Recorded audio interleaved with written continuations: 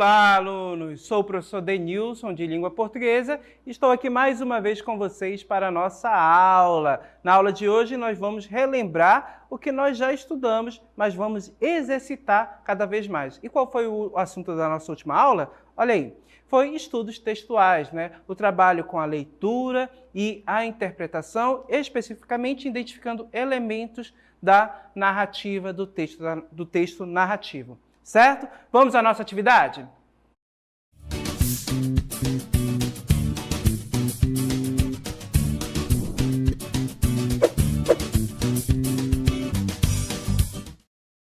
Muito bem, gente. Hoje teremos uma prática um pouco diferente da última aula, certo? Vamos ter momentos de exercício. Então, eu vou apresentar um exercício para vocês, uma questão vai ficar aparecendo aí na tela, vocês vão ler o texto, responder a questão e, na sequência, eu retorno para corrigir junto com vocês, tá bom? Vamos à primeira questão? Aí na tela.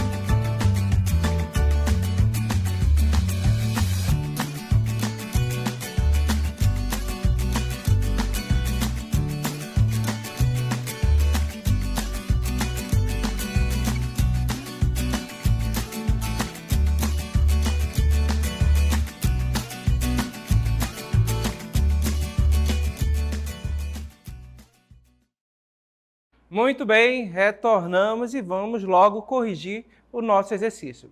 Primeira questão, nós temos aí um texto e com base nesse texto a questão deveria ser respondida. Então vamos lá ao nosso texto. Depois de um bom jantar, feijão com carne seca, orelha de porco e couve com angu, arroz mole engordurado, carne de vento assada no espeto, torresmo enxuto de toicinho da barriga, viradinho de milho verde e um prato de caldo de couve, jantar encerrado por um prato fundo de canjica com torrões de açúcar. Nhô Tomé saboreou o café forte e se estendeu na rede. A mão direita sob a cabeça, à guisa de travesseiro, o indefectível cigarro de palha entre as pontas do indicador e do polegar, envernizados pela fumaça, de unhas encanoadas e longas. Ficou-se de pança para o ar, modorrento, a olhar para as ripas do telhado. Quem come e não deita, a comida não aproveita, pensava Nhô Tomé, e pôs-se a cochilar. A sua modorra durou pouco.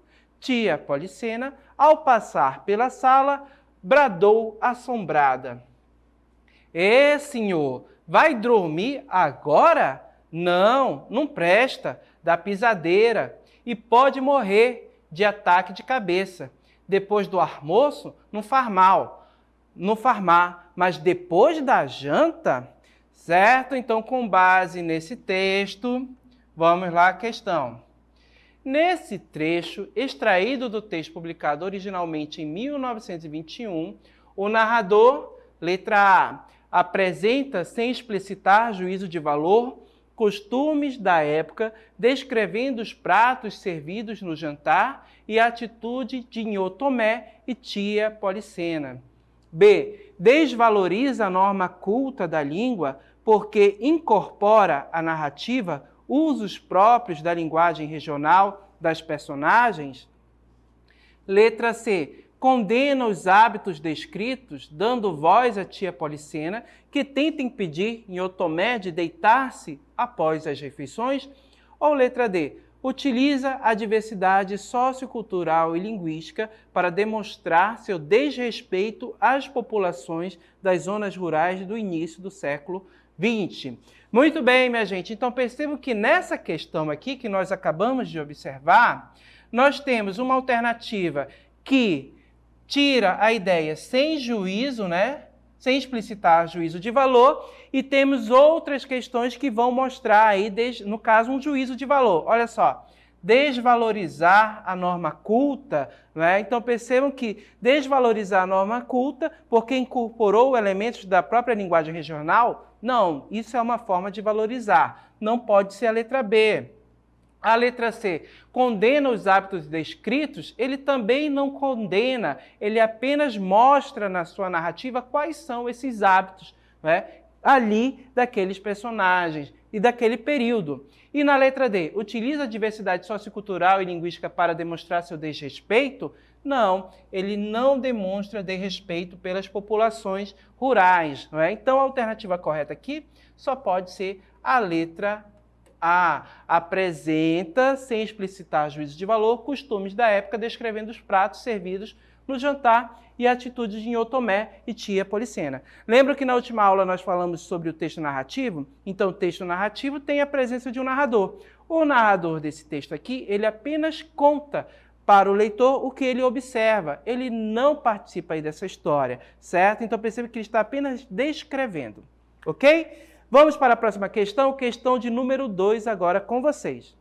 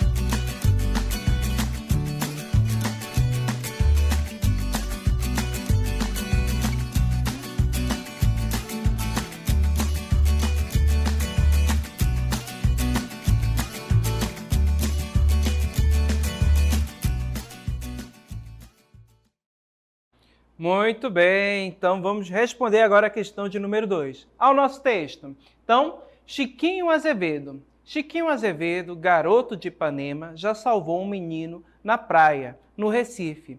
Nesse dia, Momó também estava com a gente. Levou-se o menino para uma clínica em frente e o médico não quis vir atender a gente. Nessa hora, nosso sangue ficou bem quente. Menino morrendo, era aquela agonia e o doutor só queria mediante dinheiro. Nessa hora, vi quanto o mundo está doente. Discutiu-se muito, ameaçou-se briga, 12 litros de água tiraram da barriga do menino que sobreviveu finalmente. Muita gente me pergunta se essa história aconteceu. Aconteceu, minha gente. Quem está contando sou eu. Aconteceu e acontece todo dia por aí. Aconteceu e acontece que esse mundo é mesmo assim. Então, percebemos aí um texto, uma canção, né, que é bem crítica com relação a essas relações humanas, certo?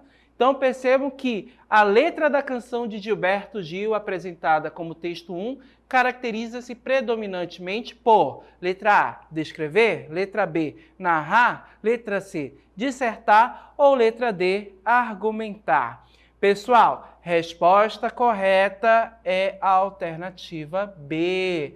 Percebam que o nosso texto ele é narrativo e ele apresenta elementos da narrativa que nós estudamos na última aula. Percebam, tem uma situação inicial, tem os personagens, o lugar em que a história acontece, o tempo, certo? E percebam que essa situação inicial começa por um conflito, o afogamento do menino. Levaram o menino para o hospital, o médico não queria atender e percebam que foi toda uma confusão até que, no caso, a criança realmente foi atendida e houve aí um desfecho. Então, um clímax na história, né? A briga, depois a criança é atendida e, por fim, no caso, aí conseguiram salvá-la, né? Tirar toda aquela água e a criança viveu. Então, percebo que o nosso texto possui todos esses momentos, então ele é predominantemente o quê?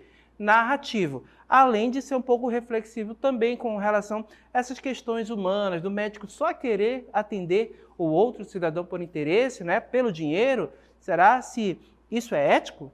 Então, percebo que o texto nos leva a refletir sobre isso também, mas, predominantemente, ele é um texto narrativo. Ele narra, não é, fatos, acontecimentos nessa história aí. Ok? Vamos à questão de número 3, com vocês agora.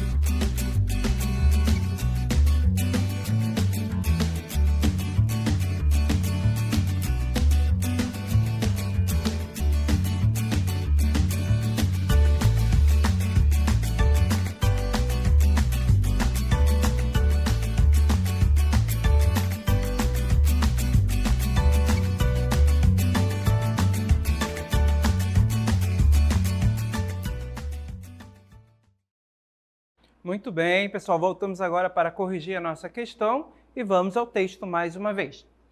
Sinceridade de criança. Era uma época de vacas magras, morava só com meu filho, pagando aluguel. Ganhava pouco e fui convidada para a festa de aniversário de uma grande amiga. O problema é que não tinha dinheiro mesmo. Fui a uma relojoaria à procura de uma pequena joia ou bijuteria. Mesmo, algo assim, e pedi à balconista. Queria ver alguma coisa bonita e barata para uma grande amiga. Ela me mostrou algumas peças realmente caras, que na época eu não podia pagar. Então pedi, posso ver o que você tem assim? Alguma coisa mais baratinha? E a moça me trouxe um pingente folheado a ouro, bonito e barato. Eu gostei e levei. Quando chegamos ao aniversário, eu e meu filho fomos cumprimentar minha amiga, que ao abrir o presente disse: "Nossa, muito obrigada, que coisa linda!" E meu filho, na sua inocência de criança bem pequena, sem saber bem o que significava a expressão baratinha, completou: "E era a mais baratinha que tinha." Certo? Então, gente, com base no texto, olha só. O enredo desse texto se desenvolve a partir... Pessoal, eu estou querendo saber aqui qual é o conflito, qual é a situação que gerou toda a história, né? Vamos às alternativas? Letra A, a partir da chegada ao aniversário. B, da inocência da criança. C, do convite para o aniversário. Ou letra D, do presente comprado. Pessoal, qual foi o conflito que gerou toda a história, todo esse enredo? Foi a letra C.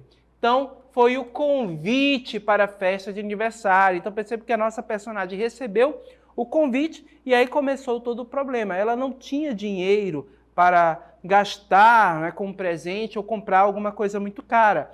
As outras alternativas, a chegada do aniversário, a inocência da criança, o presente comprado, todas elas fazem parte do desenvolvimento da história, do enredo dessa história. O conflito aqui, o que gerou toda a história foi o convite para o aniversário. Ok? Então vamos à nossa última questão, a questão de número 4. Com vocês.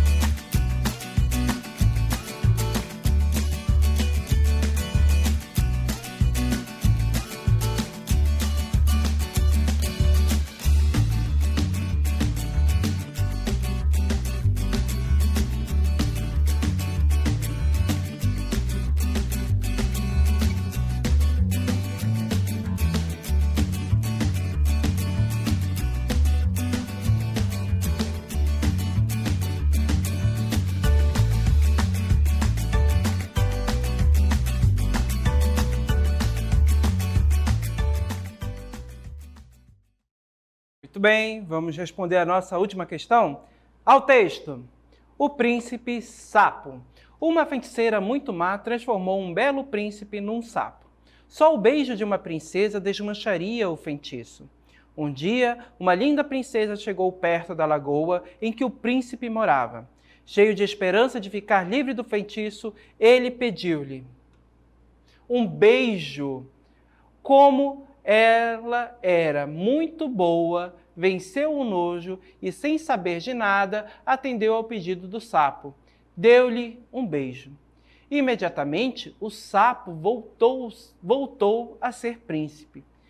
Casou-se com a princesa e foram felizes para sempre. Então, gente, com base nesse texto, a questão: o que deu origem aos fatos narrados nesse texto? Olha aí, eu estou querendo saber mais uma vez qual conflito, qual situação gerou toda a história do texto. Vamos lá? Letra A, o beijo da princesa. B, o feitiço da feiticeira. C, o nojo da princesa. Ou letra D, o pedido do sapo. Gente, o que gerou todo o conflito, no caso, todo o enredo, foi exatamente o conflito gerado aqui pelo feitiço da feiticeira. Então, a alternativa correta aqui é a letra B.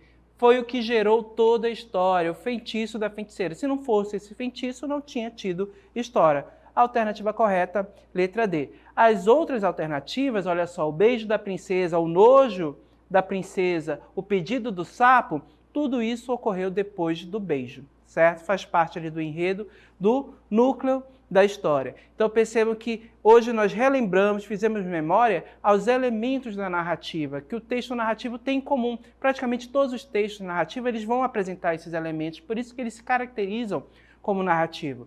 Eles vão ter uma situação inicial, um conflito, o desenvolvimento da história, do enredo da história, o clímax, o ponto de maior tensão, o ponto alto da história e depois o desfecho. Além dos elementos como personagens, protagonistas e antagonistas, vamos ter também aí o tempo, o lugar em que a história acontece, certo? Então todos esses elementos aí, eles aparecem em textos narrativos e o caracterizam como tal.